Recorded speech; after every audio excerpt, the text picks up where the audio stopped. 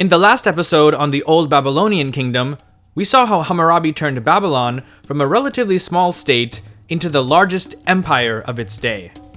His rule of over 40 years was impressive by any account, and brought a certain stability that had not been seen in Mesopotamia since the glory days of the Neo-Sumerian Empire.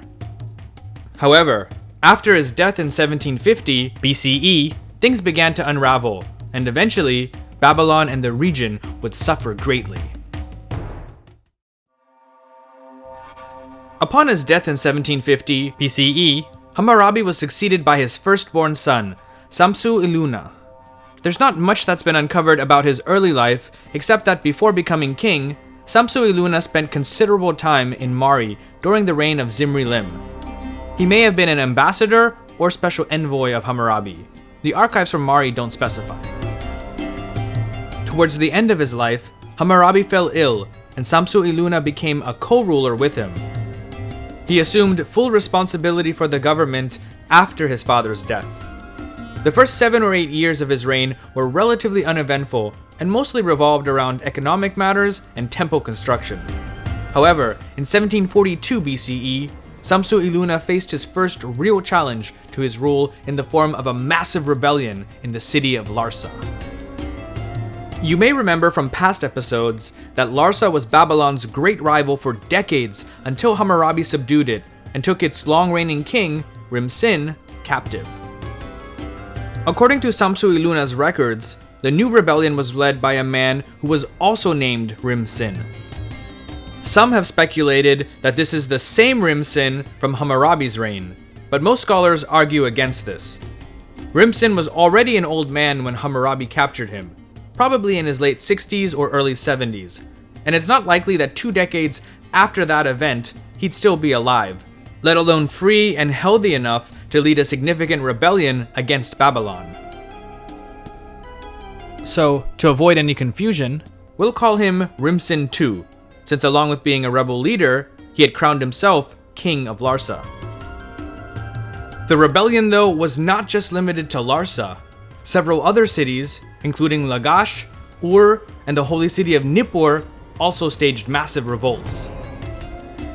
These rebellions, though, didn't seem to be without justification. The records that we have from Larsa indicate that things were bad, really bad.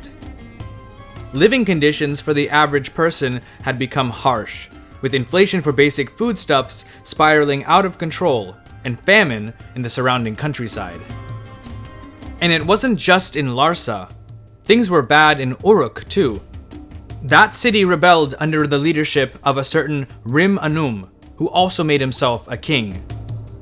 Other newly appointed kings took the thrones of Isin and further north, Eshnuna. In the beginning, Rim-Anum and Rim-Sin II worked together against their common enemy, Samsu-iluna. However, later on, Rim-Anum seems to have turned against Rim-Sin II and joined Samsu-iluna.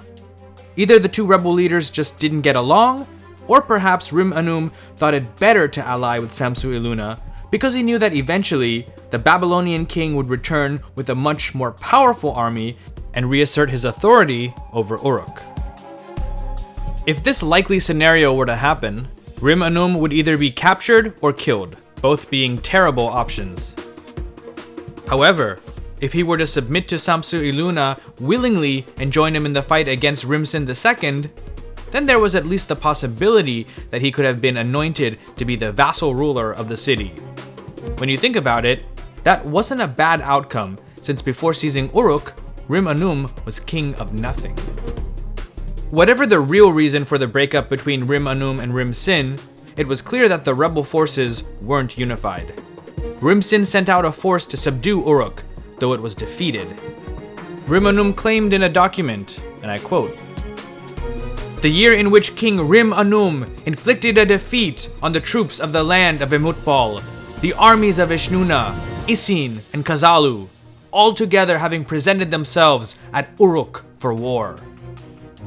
Since time immemorial, Uruk had never experienced such a dust storm raised by a foreign army.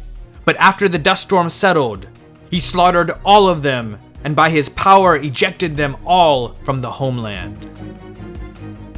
Rim-Anum must have been pleased with himself, for he had just won his first major military victory, and in a sense, had earned the right to be king of Uruk. However, his victory may have simply made it that much easier for Samsu-iluna to reassert his control over the territories he'd recently lost. By defeating the other rebel kings, Rim-Anum had killed off any potential allies he had against Samsu-iluna. This also left the cities of Larsa, Isin, Eshnuna, and really any other rebel strongholds in a much weaker position, and thus more susceptible to the Babylonians retaking them. It's very possible that this may actually have been Samsu-iluna's strategy all along. Let your enemies kill each other as much as possible, and then swoop in and take out whoever's left. The details are scarce of exactly what happened, but we know that Samsu-iluna wasted little time. Just over 2 years after the rebellions had started, Babylon was back in control of Larsa and Uruk. By 1737 BCE, Isin, Nippur, Eshnuna, and any others were all back into the fold. In all, Samsu-iluna claims to have defeated or killed at least 26 rebel kings and other impostors.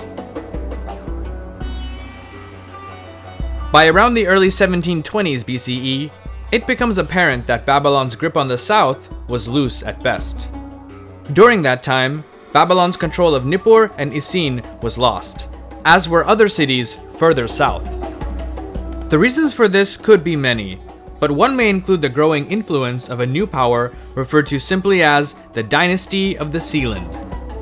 There's not much known about this kingdom, other than what can be obtained from references to them in various Babylonian records. However, it seems that this dynasty ruled the sparsely populated marshlands of southern Mesopotamia. That at least was their core, although records also state that they often ventured outside of this region. Though not having the fame of his father Hammurabi, Samsu-iluna sat on the throne of Babylon for nearly 40 years. Upon his death in 1712 BCE, he was succeeded by his son, Abi-eshu. Abi-eshu is the first of the last 4 kings of the First Dynasty of Babylon.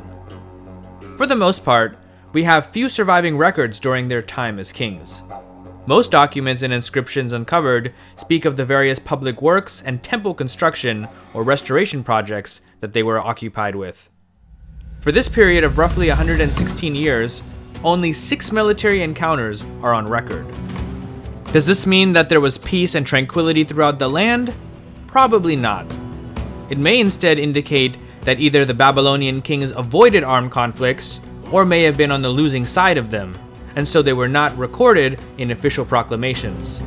Kings obviously didn't want to appear weak, or to have lost the favor of the gods, whose goodwill was ultimately believed to have been responsible for the outcome of any military victory.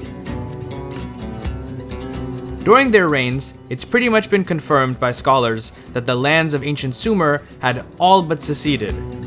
As for conflicts, there are mentions of those with the Kassites near Kish, as well as with an army from Elam, the latter being the first time the Elamites are mentioned since the days of Hammurabi. There was also another war with Eshnuna. An inscription from that conflict, dated to 1696 BCE, states, and I quote, "King Abi-eshu, by the perfect power of the god Marduk, defeated in a powerful battle the army of the land of Eshnuna on the way from Tashil, and took prisoner Ahushina, the king of Eshnuna." After that, we don't hear of other military engagements for a while, with the last one mentioned being between King Abi-ditana of Babylon against Abi-eshu of the First Dynasty of the Sealand. In the conflict, the Babylonians claimed victory after destroying a fortress.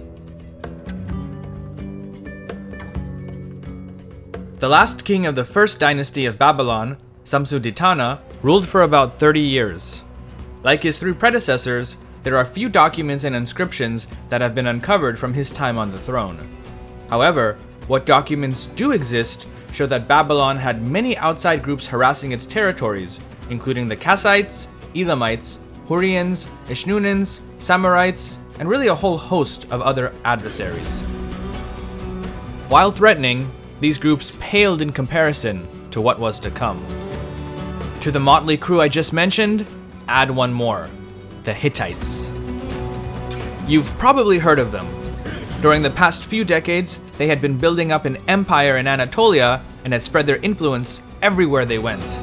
By around the early 1600s BCE, they had reached northern Syria, and their king, Hattushili, had all but destroyed the kingdom of Yamhad before being called back to Anatolia to take care of matters there. In 1595 BCE, under their new king, Murshili I, they finished what they started and sacked Yamhad's capital of Aleppo. This more or less destroyed Yamhad as a political entity, though there's some evidence that the dynasty that ruled it survived and may have even served as vassals to the Hittites. Anyway, that same year, the ambitious Murshili decided to take his chances and march further east. He must have heard that the fabled city of Babylon, a place synonymous with wealth and power, was in decline. With a newly manned and equipped army, no doubt paid for from the loot acquired from his military campaigns, Murshili marched along the Euphrates River and into Babylonia, plundering the towns and cities he encountered along the way. Though the details are scarce, sometime in the latter half of 1595 BCE, Murshili and his band of Hittites conquered the great city of Babylon. Shortly after his great victory, Murshili was called back to the Hittite capital of Hattusa. His long absence from Anatolia had emboldened some of his relatives to seize the throne. Leaving almost as hastily as they had arrived, the Hittites left Babylon, taking with them images or statues of the city's patron god, Marduk, with them. What happened to Samsu-ditana isn't known, but after the Hittite sack of Babylon, he, along with the First Dynasty of Babylon, disappeared from the scene. After the Hittite withdrawal, Babylon would be ruled by a new dynasty, its longest actually. This would be the Kassite dynasty, and we'll talk about it, as well as the people known as the Kassites, in a future episode. Once again, thanks so much for joining me. I really appreciate it, and I hope you learned something. If you did, please hit that like button and subscribe to the channel for more content and stories from history. Thanks again, and I'll see you in the next episode.